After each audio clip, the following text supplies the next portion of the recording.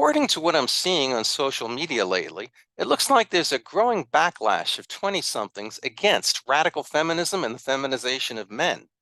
Both sexes are waking up to the failed experiment of the past half-century sparked by the birth control pill and are admitting it's a man's nature to be leader, protector, and provider. This is a good thing. But while men in these podcasts reject radical feminism, they embrace fallen human nature.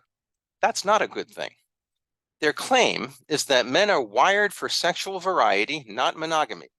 And the host of one of these podcasts insists that 3 women at a time is the minimum for male fulfillment.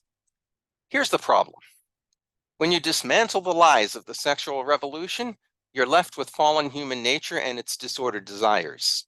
To embrace this and act on it is to reject one error for another, allowing the pendulum to swing from feminized man back to macho man.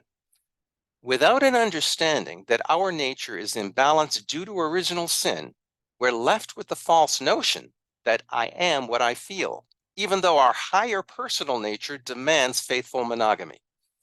To the men in these podcasts, the New Testament assertions that premarital sex, divorce, and polygamy violate natural law and human dignity would seem unfathomable, as would the obligation to overcome these disordered propensities with the aid of grace.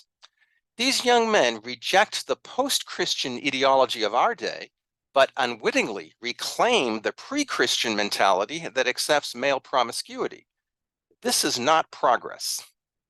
True manhood rejects both feminist lies and unredeemed desires. It seeks to be faithful husbands and fathers as God commands. All other alternatives in the realm of sexuality are dehumanizing.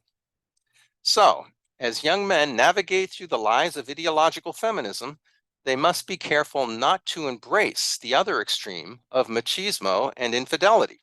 This would simply exchange one moral evil for another. That's your Murano Minute. May truth and grace be with you.